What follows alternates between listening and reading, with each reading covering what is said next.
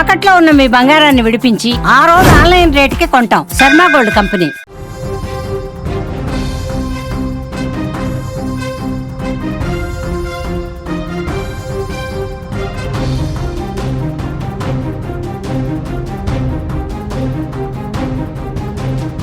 మరో big breaking news చూస్తున్నాం. వైష్ణవి హత్య కేసు ఇప్పటి వరకు కూడా కొలిక్కి రాలేదు. వైష్ణవి హత్య కేసును పోలీసులు వేగవంతం చేశారు. హత్య జరిగిన రోజు గండికోటకు 200 వాహనాలు వెళ్లాయి. ఆ 200 వాహనాలను పోలీసులు ఇప్పుడు విచారిస్తున్నారు. గతంలో 2 సార్లు లోకేష్తో గండికోటకు వైష్ణవి వెళ్లినట్లుగా తెలుస్తోంది. లోకేష్ వైష్ణవి ఇన్స్టాగ్రామ్ చాట్లో గండికోట ప్రస్తావన వచ్చిందని కూడా పోలీసులు అంటున్నారు. 14వ తేదీ గండికోటకు వెళ్దామంటూ కూడా లోకేష్కు వైష్ణవి మెసేజ్ చేసినట్లుగా కూడా సమాచారం. లోకేష్ వైష్ణవిలు గండికోట విషయం కుటుంబీకులకు ముందే తెలుసా అనే అనుమానాలు వ్యక్తమవుతున్నాయి. హత్యలో గంజాయి బ్యాచ్ హస్తం ఉన్నట్లుగా కూడా ప్రస్తుతం పోలీసులు అనుమానిస్తున్నారు.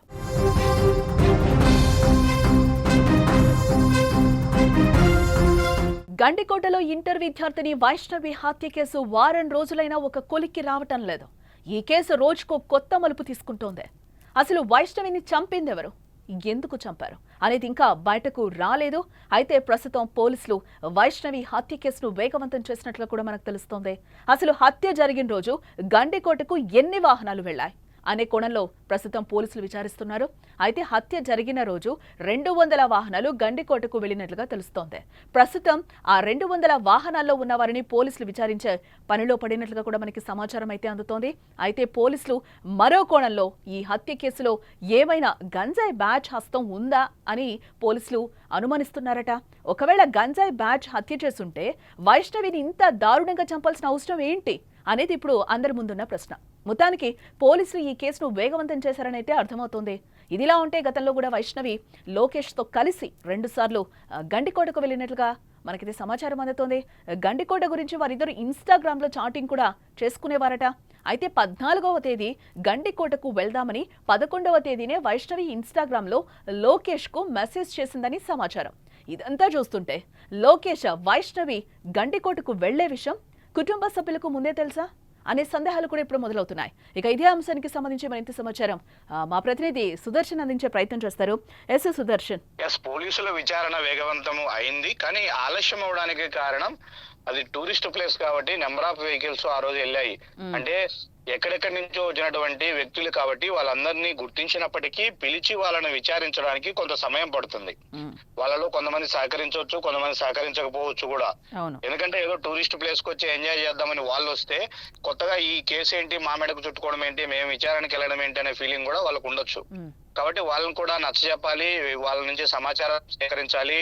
ఈ 200 వెహికల్స్ ఏవైతే ఉన్నాయో వాటిని అనాలిసిస్ చేస్తున్నారు. అంటే వాటిలో 2 వీలర్స్ కావచ్చు, కార్లు కావచ్చు, ఆటోలు కావచ్చు, ఇవన్నీ కూడా 200 వాహనాలే ఉన్నప్పుడు వాటిల్లో ఎంతమంది వ్యక్తులు వెళ్ళింటారో ఆ వ్యక్తులందరి ప్రమేయం పైన వాళ్ళు ఎక్కడి నుంచి వచ్చారు, ఏంటి, గండికోటలో ఎక్కడెక్కడ తిరిగారు, వాళ్ళు తిరిగే ప్రయత్నంలో ఈ అమ్మాయిని ఏమన్నా చూసారా, ఈ అమ్మాయి వాళ్ళ కంటబడిందా అనే కోణంలో కూడా పోలీసులు విచారణ చేస్తూ ఉన్నారు.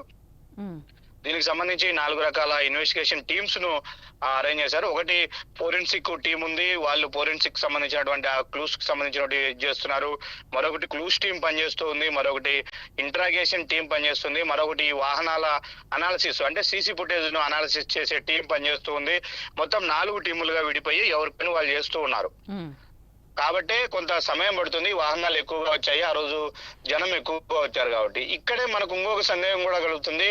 200 వాహనాలు ఉంటాయంటే కనీసం దాంట్లో ఒక 400-500 మంది జనము ఆ రోజు గండికోటలో ఉండి ఉంటారు, టూరిస్టులు. అంతమంది జనం ఉన్నప్పుడు పట్టపగులే ఆ అమ్మాయిని అంత దారుణంగా కొట్టి చంపితే ఎవరికి తెలియకుండా ఉంటుందా అన్నది కూడా ఇప్పుడు ఒక మిస్టరీగానే మారింది. అయితే దొరుకుతూ ఉంది లీడు, మళ్ళీ మిస్ అవుతూ ఉంది. ఎగ్జాక్ట్ ఎవరు చంపారన్న దాని మీద అవగాహన లేదు. సరే, కుటుంబ సభ్యులను అనుమానిస్తున్నారు. వాళ్ళను విచారణ పిలిచినప్పుడు వాళ్ళు చాలా కాన్ఫిడెంట్ గా చెప్తున్నారు, మా బిడ్డను మేమెందుకు చంపుకుంటాము అని. కాబట్టి కుటుంబ సభ్యులను అంతకన్నా ప్రోయాక్టివ్ గా వెళ్ళి విచారించే పరిస్థితి పోలీసులకు లేదు.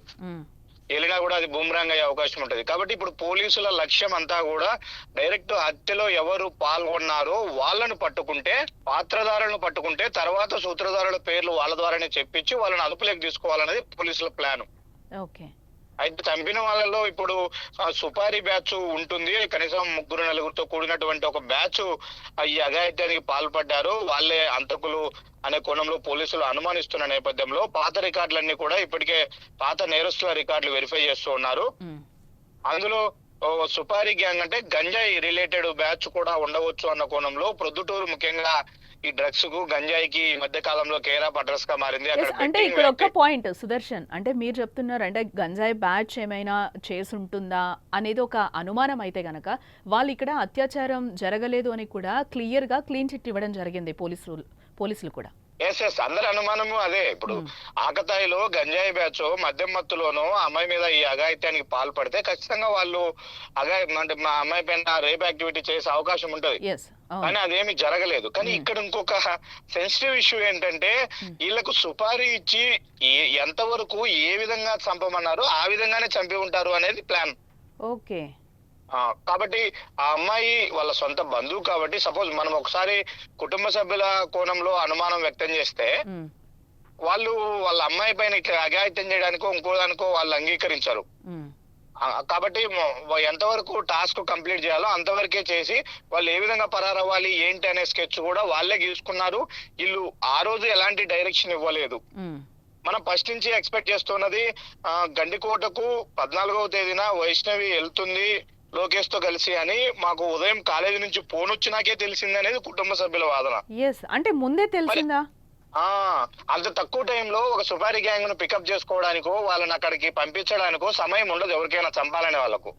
ఇక్కడ ఇంకొక లీడ్ పాయింట్ మనకి ఏం దొరుకుతుంది అంటే 11వ తేదీనే ఇన్స్టాగ్రామ్ లో వైష్ణవి లోకేష్ కు మెసేజ్ పెట్టింది. అవును, 14వ తేదీ మా బ్రదరు చెన్నై వెళ్తున్నాడు పని మీద, ఆ రోజు నన్ను ఎవరు డ్రాప్ చేయరు కాలేజీకి, నాకు నేనుగా కాలేజీకి వస్తాను కాబట్టి నువ్వు నన్ను కాలేజ్ దగ్గర పికప్ చేసుకుంటే ఇద్దరం కలిసి గండికోటకి వెళ్దాము అని వాళ్ళిద్దరు చాటింగ్ చేసుకున్నారు. ఆ చాటింగ్ 3వ వ్యక్తికి తెలిసి ఉండవచ్చు. కాబట్టి ఇదంతా ప్లాన్ చేసుకోవడానికి స్కెచ్ రెడీ చేసుకోవడానికి వాళ్ళకి ఒక 3 రోజుల సమయం. అంటే ఇక్కడ 3వ వ్యక్తి ఎవరు అనేది ఇప్పుడు అనుమానాలు రేకెత్తిస్తుంది అనుకోవచ్చు అంటారా? ఎస్, మనం ఎవరి మీద ఆరోపణ ఇప్పుడు చేయడానికి మన దగ్గర ఎవిడెన్స్ లేదు, కానీ ఈవెన్ పోలీసులు కూడా ఆ యాంగిల్ ఎవరు చెప్పట్లేదు. కానీ బట్ ఇప్పుడు లోకేష్ కు క్లీన్ చిట్ ఇచ్చారు, ఆరోపణలు ఎదుర్కొంటున్న కుటుంబ సభ్యులను ఇప్పటికీ కూడా విచారిస్తూ ఉన్నారు, వాళ్ళు సహకరిస్తూ ఉన్నారు. కాబట్టి ఇంకా థర్డ్ పర్సన్స్ కి ఎవరికి అంత అవకాశం ఉండదు, అవసరం ఉండదు అనేది ఒక యాంగిల్. కాబట్టి తేలిందాక కూడా మనం కుటుంబ సభ్యులను కూడా ఇది విషయం అని మనం చెప్పలేము. కాబట్టి కేసు ఇన్వెస్టిగేషన్ నడుస్తూ ఉంది. నేరుగా హత్యలో పాల్గొన్నటువంటి అంతకులను గుర్తించిన తర్వాతే వాళ్ళు ఇచ్చేటువంటి సమాచారం మేరకే ఒకసారి సీన్ అంతా కూడా రీకన్స్ట్రక్ట్ చేసుకుంటారు. తర్వాత వాళ్ళకి ఎవరు సుపారీ ఇచ్చారు, ఎవరు వాళ్ళని అక్కడికి వెళ్ళమని చెప్పారు, చంపమని చెప్పారు అనే కోణాలన్నీ కూడా బయటకు వచ్చే అవకాశం ఉంటది. ఇప్పుడు వాళ్ళు చంపేసిన తర్వాత ఎటు పారిపోయారో తెలియట్లేదు, వాళ్ళు ఎక్కడ దాక్కున్నారో తెలియట్లేదు, ఎవరు పార్టిసిపేట్ చేశారో తెలియట్లేదు. కాబట్టి వాళ్ళని పట్టుకోవడం కోసం పోలీసులు అన్ని విధాలుగా ప్రయత్నాలు చేస్తున్నారు. అంటే మొన్న కూడా అంటే సుదర్శన్ మొన్న మనం మాట్లాడినప్పుడు కూడా సీన్ రీకన్స్ట్రక్షన్ చేస్తున్నారు. మొదటి నుంచి కూడా అందరినీ కూడా అనుమానితులందరినీ కూడా మళ్ళీ ఫస్ట్ నుంచి కూడా పోలీసులు విచారిస్తున్న పరిస్థితులు అయితే మనకి కనిపించాయి. ఈ రోజు కొత్తగా తెరపైకి వచ్చిందో ఒక ఇన్స్టాగ్రామ్ చాట్, దాంతోపాటు ఆ రోజు గండికోట టూరిస్టులు ఎవరైతే వచ్చారో వాళ్ళందరినీ కూడా వెహికల్స్ 200 వెహికల్స్ వచ్చాయి, వాళ్ళందరినీ కూడా విచారణ చేపడుతున్నారు అనేది మీరు చెప్తున్న నేపథ్యంలో ఈ 200 వెహికల్స్ వాళ్ళందరూ కూడా అక్కడికి వచ్చిన వాళ్ళు ఎవరైనా ఇప్పటి వరకు విచారణకి సపోర్ట్ చేశారా, వాళ్ళు ఏమైనా చెప్తున్నారా? అంటే ఈ కేసులో ఇప్పటి వరకు ఏమైనా పురోగతి సాధించామని పోలీసులు అనుకుంటున్నారా ఏంటి? లీడ్ అయితే దొరకట్లేదు, కానీ విచారణ అయితే జరుగుతుంది. అది ప్రాసెస్ అయితే ఉంది ఆన్ గోయింగ్. ఎందుకంటే ఆ 200 వెహికల్స్ లో వాళ్ళను పిలిపిస్తూ ఉన్నారు, వాళ్ళ డేటా తీసుకుంటున్నారు, వాళ్ళని అనేక విధాలుగా క్వశ్చన్స్ చేసి వాళ్ళ నుంచి కూడా సమాచారం రాబడుతున్నారు. ఈ ప్రక్రియ జరుగుతుంది ఒకవైపున. ఇప్పుడు పోలీసుల ముందున్నది ఫస్ట్ ఆఫ్ ఆల్ ఏదైతే సీసీ ఫుటేజ్ లో రికార్డ్ అయ్యాయో అక్కడ ప్రత్యక్షంగా గండికోటలోకి ఎంటర్ అయ్యారు అనే వ్యక్తులు ఎవరైతే లిస్ట్ ఉందో ఆ లిస్ట్ వెరిఫై చేయాలి. వాళ్ళ ముందు ఉన్నటువంటి ఫస్ట్ అనుమానం. ఆ లిస్ట్ ని క్లియర్ చేసిన తర్వాతే నెక్స్ట్ ఎవరైనా సీసీ ఫుటేజ్ లో రికార్డ్ అవ్వకుండా ఎవరైనా వేరే మార్గాల ద్వారా వెళ్ళుంటారా అనే కోణంలో నెక్స్ట్ స్టెప్ తీసుకోవాల్సి ఉంది. అంటే సుదర్శన్ ఇక్కడ ఇంకొక పాయింట్ కూడా మనం రైజ్ చేయాల్సిన అవసరం, ఎందుకంటే లోకేష్ వెళ్ళేటప్పుడు వైష్ణవితో కలిసి వెళ్ళేటప్పుడు అలాగే బయటకు వచ్చేటప్పుడు కూడా క్లియర్గా సీసీ ఫుటేజ్లో కనిపిస్తున్న విషయం మనకు తెలిసింది. అంటే ఓపెన్గా అది రిలీజ్ చేస్తున్న వీడియో మనకి కనిపిస్తుంది సీసీ ఫుటేజ్లో ఏ విధంగా ఉందో ఆ విధంగా. అంటే ఇప్పటి వరకు రిమైనింగ్ ఆ అమ్మాయి ఆ 2 అవర్స్లో ఏమైంది వైష్ణవి అనేది ఇప్పటి వరకు అంతుపట్టని విషయంగా తెలుస్తుంది. అంటే ఇక్కడ ఎక్కడ కూడా పోలీసు వాళ్ళకి ఇంతవరకు క్లూస్ దొరకలేదా, ఇంతవరకు ఎవిడెన్స్ అంటే సీసీ ఫుటేజ్ లాంటివి ఏమీ దొరకలేదని మనం అనుకోవాలంటారా? లేవు, సీసీ ఫుటేజ్ లేవు. ఇప్పుడు టోల్ గేట్ దగ్గర ఒకటి ఉంది, గండికోట కోటగుమ్మం దగ్గర ఒక సీసీ ఫుటేజ్ ఉంది. లోపల హరిత హోటల్ దగ్గర ఒకటి ఉందని ఎస్పీ గారు చెప్తున్నప్పటికీ అది పనిచేయట్లేదని మనకున్నటువంటి సమాచారం. పనిచేసినా కూడా అది రంగనాయక స్వామి ఆలయం పరిసరాల్లో ఏం జరుగుతుందో ఆ సీసీ ఫుటేజ్ లో క్యాప్చర్ అయ్యే అవకాశమే లేదు. కాబట్టి కోటగుమ్మం దగ్గర ఉన్నటువంటి సీసీ ఫుటేజ్ దాటుకున్న తర్వాత గండికోటలో ఏం జరిగిందనేది ఎలాంటి ఎవిడెన్స్ లేదు. ప్రత్యక్ష సాక్షులన్నా చెప్పాలి, లేదంటే అక్కడ ఉన్న సెల్ఫీలో వీడియోస్ తీసుకున్న వాళ్ళన్నా చెప్పాలి. ఇంకోటి ఏంటంటే రంగనాయక స్వామి ఆలయము మెయిన్ టూరిస్ట్ ప్లేస్. అక్కడ గండికోటలోకి ఎంటర్ అయిన తర్వాత ఆ ఆలయం మీదుగానే గండికోటకి వెళ్ళేది ఎక్కువ మంది. ఎందుకంటే ఆ వ్యూ చూడడానికి వెళ్తారు, పెన్నా నది లోయ ఏదైతే ఉంటుందో వ్యూ చూడడానికి వెళ్తారో అక్కడే ఎక్కువ మంది ఫొటోస్ తీసుకుంటూ ఉంటారు. ఆ వ్యూ స్పాట్ కి వెళ్ళాలన్నా కూడా రంగనాయక స్వామి ఆలయం ముందు నుంచే వెళ్ళాలి. కాబట్టి ఖచ్చితంగా దాన్ని టచ్ చేస్తారు ప్రతి టూరిస్ట్ కూడా. మరి ఇంత రద్దీగా ఉండే సమయంలో అక్కడ ఆ టెంపుల్లోనే జరిగి ఉంటే మాత్రం ఖచ్చితంగా ఎవరో ఒకరు తెలిసి ఉంటది. మనం నిన్న గ్రౌండ్ రిపోర్ట్ లో ఎక్స్ప్లెయిన్ చేసినట్టుగానే ఆ అమ్మాయితో ఒకరు ఎవరైనా బలవంతంగా లవర్ లాగా యాక్ట్ చేసి ఆ అమ్మాయి నోరు మూసి ఉంచి పక్కన గుహలాగా ఉన్నటువంటి ఒక గదిలో గాని అట్లా కొద్దిసేపు హోల్డ్ చేసి ఉన్నా కూడా ఆ టూరిస్టుల కంటపడకుండా చేసి ఉండొచ్చు. కాబట్టి ఇవన్నీ కూడా మిస్టరీనే. ఇప్పుడు పోలీసులు నిర్ణయించుకున్నది ఒకటే, తమ దగ్గర ఉన్న క్లూస్ ను పూర్తిగా వెరిఫై చేయాలనేది ఫస్ట్ టాస్క్. అంటే ఇక్కడ ఇంకొకటి కూడా సుదర్శన్, అంటే కొండయ్య పేరు కూడా తెరపైకి వచ్చిన పరిస్థితి కనిపిస్తుంది. 2 టీమ్స్ గా విడిపోయి తన కోసం వెతుకుతున్నప్పుడు ఏమన్నా ఆధారాలు దొరుకుతాయి అని పోలీసులు వెతుకుతున్న సమయంలో కొండయ్య చూపించిన పరిస్థితి కూడా కనిపించింది. అక్కడ డెడ్ బాడీ ఉంది అని చెప్పి. దీని తర్వాత ఏమి ఎవిడెన్స్ బయటకు రాలేదా? ఆ టైంలో ఏమి సీన్ రీకన్స్ట్రక్షన్ చేసేటప్పుడు కూడా ఏం బయటకు రాలేదా? ఇక్కడ అతిపెద్ద సమస్య పోలీసులకి ఏంటంటే అదే, కొండయ్య సురేంద్ర ఎవరైతే వీళ్ళు బ్రదర్స్ ఉన్నారో, కజిన్ బ్రదర్స్ ఉన్నారో, వాళ్ళు ఈ యాక్టివిటీస్ లో ఏమన్నా పార్టిసిపేట్ చేసింటారా అన్న అనుమానంలో విచారణ చేశారు. అయితే వాళ్ళు పక్కాగా కొండయ్య అయితే అసలు సంఘటన జరిగిన రోజు స్పాట్కే వెళ్ళలేదు, అతని ఎవిడెన్స్ ఎలాంటివి లేవు. కానీ సురేంద్ర వెళ్ళాడు, హాఫ్ అన్ అవర్ లోనే తిరిగి వచ్చాడు. తిరిగి వచ్చిన తర్వాత కూడా వాళ్ళు మళ్ళీ కాలేజ్ దగ్గరికి వచ్చారు.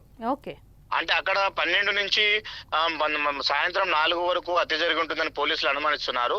ఆ టైమ్ ఆఫ్ పీరియడ్ లో వీళ్ళు కాలేజీలో ఉన్నారు, కాలేజ్ సీసీ ఫుటేజ్ లో వీళ్ళు రికార్డ్ అయి ఉన్నారు. అంటే వీళ్ళు కాలేజీ దగ్గర ఉన్నారన్న ఒక ఎవిడెన్స్ కోసమే అంతసేపు అక్కడ ఉన్నారా?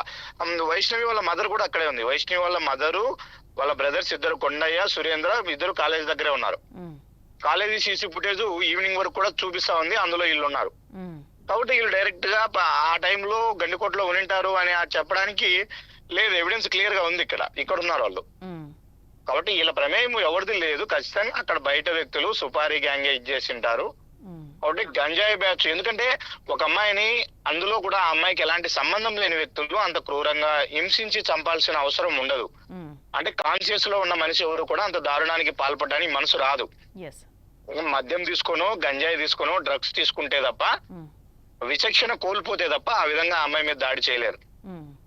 కాబట్టి ఈ గంజాయి బ్యాచ్ ఏమన్నా గంజాయి తీసుకుని ఎక్కువ ఈ దారుణానికి పాల్పడి ఉంటారా అన్న కోణంలో కూడా పోలీసుల విచారణ సాగుతూ ఉంది. బట్ పోలీసులు అయితే కాన్ఫిడెంట్ గా మేము ఇన్ని రోజుల్లో ఛేదిస్తామని ఫస్ట్ లో చెప్పినటువంటి మాటలు ఇప్పుడు ఎక్కడ వినిపించట్లేదు. వాళ్ళకు కూడా అన్ని అనుమానాలే ఉన్నాయి, డైలమాలోనే ఉంది. ఇది ఒక మిస్టరీ కేసు లాగే ఉంది.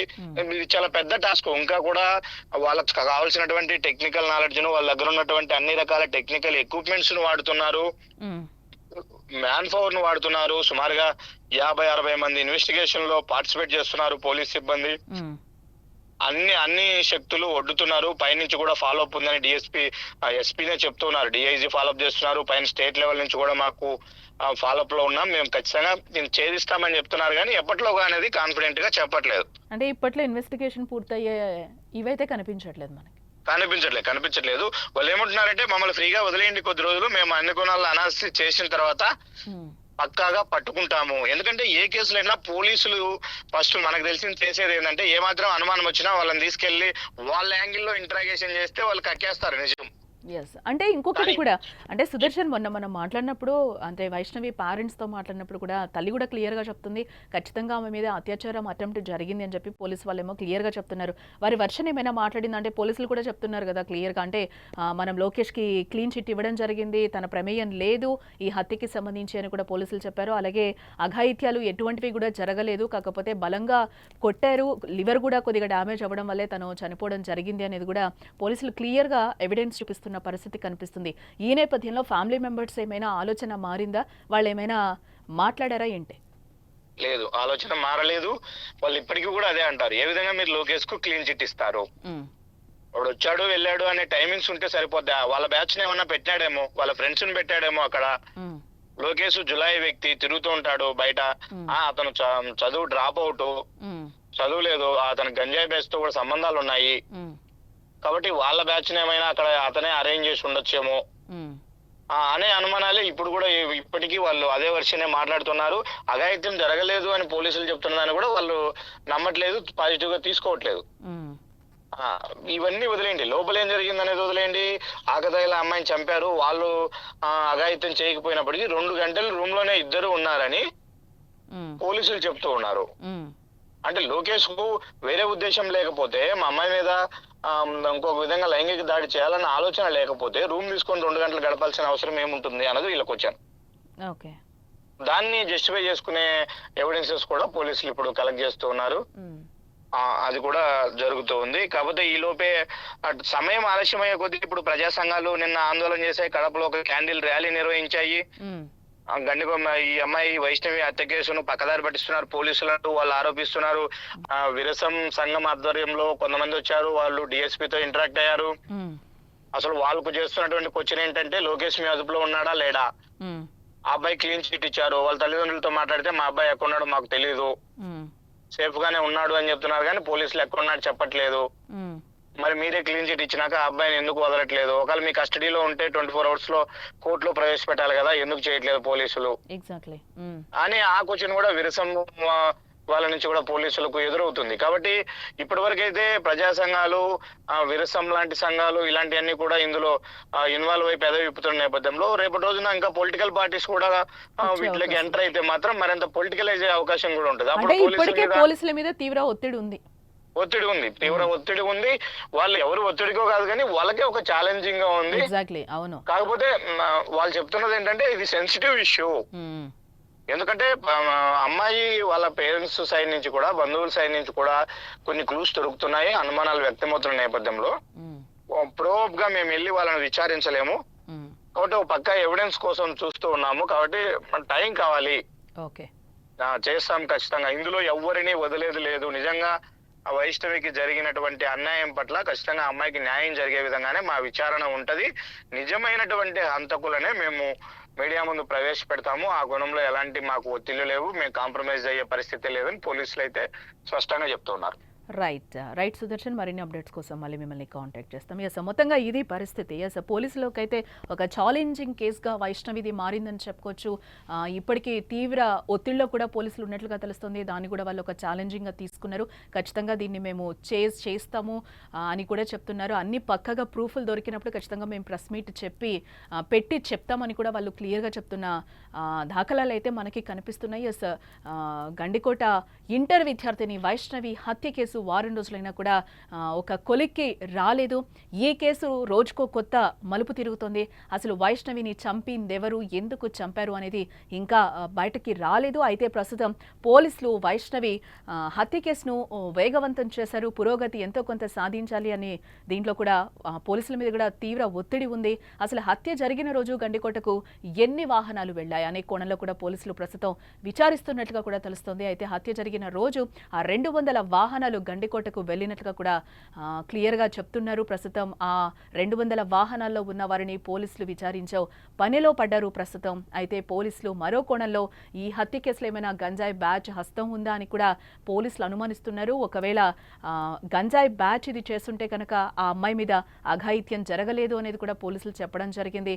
అలాగే పోలీసులు అలాగే లోకేష్కి కూడా క్లీన్ చిట్ ఇవ్వడం జరిగింది. తను హత్య చేయలేదు అనేది కూడా ఆ రెండు అయితే నిర్ధారణ చేసిన పరిస్థితులు కనిపిస్తున్నాయి. దీంట్లో ఆల్రెడీ సీన్ రీకన్స్ట్రక్షన్ కూడా చేశారు. ఏమన్నా ఎవిడెన్స్ దొరుకుతాయేమో అని చెప్పి దీంట్లో ఎవరైతే నిందితులుగా అనుమానితులు ఎవరైతే ఉన్నారో వాళ్ళని కూడా పోలీసులు మళ్ళీ ఫస్ట్ నుంచి కూడా ఫ్రెష్గా వాళ్ళని విచారించారు. ఇప్పటివరకైతే ఎలాంటి క్లూస్ కూడా దొరకలేదు అని కూడా చెప్తున్నారు. ఒకవేళ దీంట్లో ఏమైనా సుపారీ గ్యాంగ్ ఇన్వాల్వ్ అయ్యి వైష్ణవిని చంపేశారా అన్న కోణంలో కూడా ప్రస్తుతం పోలీసులు విచారించే పనిలో పడ్డారు.